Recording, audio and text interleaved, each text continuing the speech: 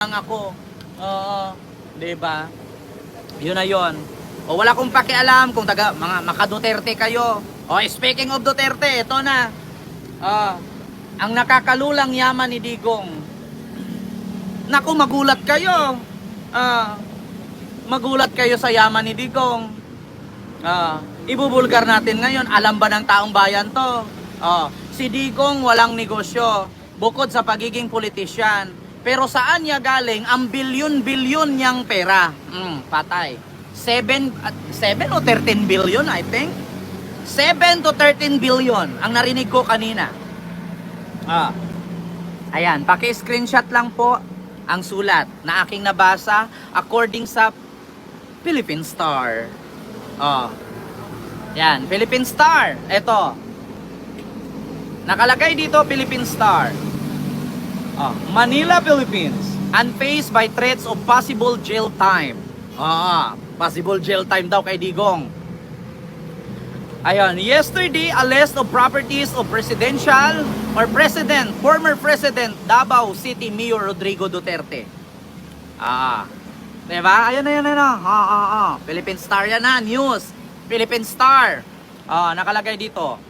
There are 3-page lists provided to the members of the Senate, and media show that majority of the real estates properties were in the names of Duterte's children, Sara, Sebastian, and Paulo. Patay. Yaman ito ng Duterte. Pakinggan ninyong mabuti. I hate drugs. Pero mahal ang drug lords. Mahal na mahal niya. Ito. A property. Ayan na, screenshot. A property in Davao City was put in trust for Veronica Abancena Duterte under the name of Silieto Abancena, Duterte's current partner. Veronica is their 11-year-old daughter. 11-year-old dati.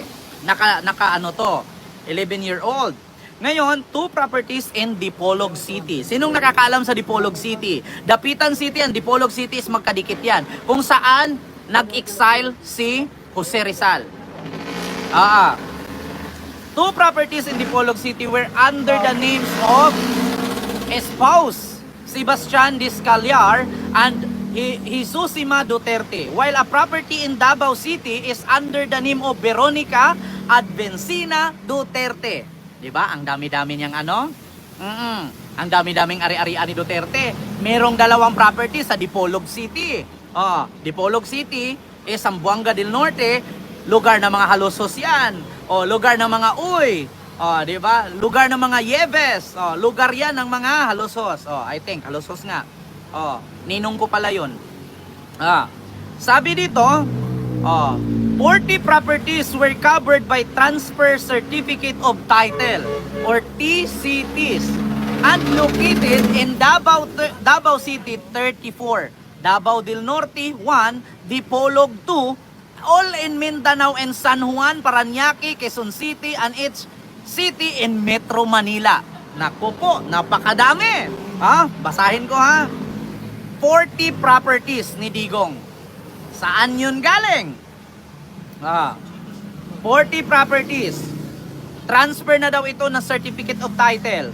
Una, 34 sa Davao del Norte, isa. Tapos, Dipolog, 2. Huwag niyong yugyugin kasi yung lamesa. Ayan. All Mindanao.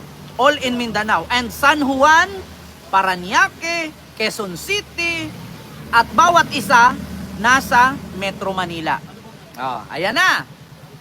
Pangalawa, this Lesio Duterte has a property in San Juan under the name of his son, Sebastian Simirman Duterte. Pagmamayari daw ito ni Baste. While 3 properties, 1 in Parañaque City, 2 in Davao, under the name of Manasis Carpio, husband of Duterte's daughter Sara. Diba? Ito ang sunod. There is another property in Quezon City under Sara's name. Naku po, ayan na Ayun. Nakalagay dito, 9 other known address. These are 382P Guevara Street, San Juan City, 93 Sapphire Street, Doña Luisa Matina, Davao, 115 Camagong Street, Monte Maria, Davao City, 267 Makiling Central Park, Bangkal, Davao City.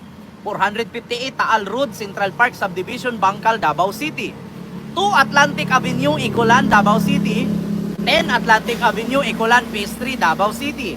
9 Atlantic Avenue, Icolan, Subdivision, Phase 3, Davao City, Del Sur, and 105 SM Village, Bangkal, Davao City. Dami no? Gulat kayo? Oh, 7 billion halaga yan lahat. And this developed Trillanes said, he will go to the Bank of the Philippines or BPI, Julia Vargas branch in Ortigas Center, Pasig City, at 11 a.m. today to wait for Duterte of his representative to fulfill his challenge for the mayor to open his bank account for public security. Nako, kaya pala, kung nakita nyo doon, halos hampasin ni Digong ng microphone si Trillanes kasi nabulgar. Diba? Nabulgar ang ari-arian. Nako. Tanong ko ngayon, mga kababayan. Tapos sabihin nakakulambo. Tapos sabihin kumakain sa gilid-gilid. Nako, mga kababayan. Mga loyalista. Ngayon alam nyo na, hindi ito binablog ng mga vlogger noon. Bakit? Takot silang ilabas na, which is totoo naman. Nabudol po kayo. Sir, nag-aksaya ka lang ng laway mo. Hindi ako nag-aaksaya. Kasi pag nalaman ng taong bayan to, no, sa 1,295 live viewers ko, malamang kakalat po ito. Ngayon, pag kumalat po ito, sino pang maniniwala sa kanila na mahirap lang po yan, nakakulambo, sa karinderya nga lang kumain? Diba? Meron bang mahirap? Na nakarilo ng Richard Mille? Patek? Rolex? Meron bang mahirap na ganon? Meron, nagkaroon ng motor na pareho sa motor ni Congressman Abante? Diba?